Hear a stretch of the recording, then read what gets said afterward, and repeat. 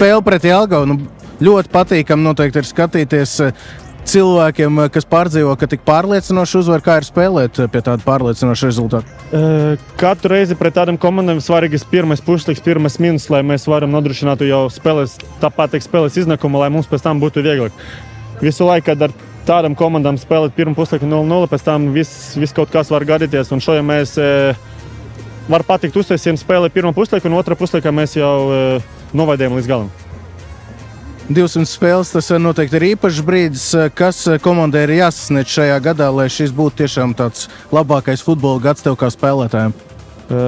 Protams, ka visi grib čempionu titulu, grūts moments, bet tas ir viss pēc mūsu spēkiem, viss ir reāli. Protams, mūsu klubs visu laiku grib visu uzvarēt. Tuvākā laika vissvarīgākais ir nākamā spēle pret Sļonas Proslavu mājās. Ceru, ka būs pilns stadions, jo atbalsts ir mums vajadzīgs, jo mēs zinām, ka mājās spēlēs mums visu laiku labi sanāk, jo, protams, kā dēļ faniem, tāpēc mēs visus gaidīsim trešdienas spēli.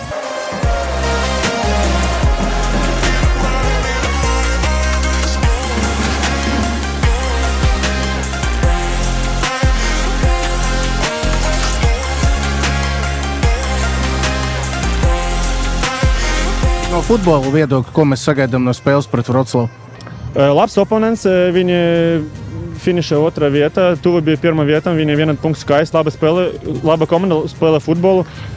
Arī fani viņam atbruks, tāpēc būs grūta spēle, bet mums pa spēkiem un mums mājās jāspēlē kā ar pirmo numuru, protams.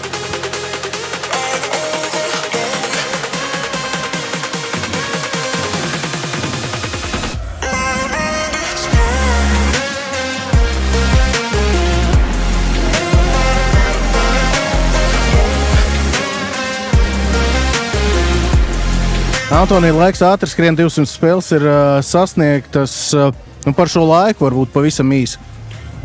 Jā, laiks ilgs. Es nezinu, cik gari pagājās 6-7 gadi. Kopš es pievienojos komandai, jā, bija patīkami momenti, arī daudz nepatīkamu. Tā ir, ka viss futbola, kas var sasniegt, nesasniegt, bet visas emocijas tā kluba jau bija. Es ceru, ka tas nav pēdējā vēl 300-400 priekšā. Tāpēc. Paldies! Paldies!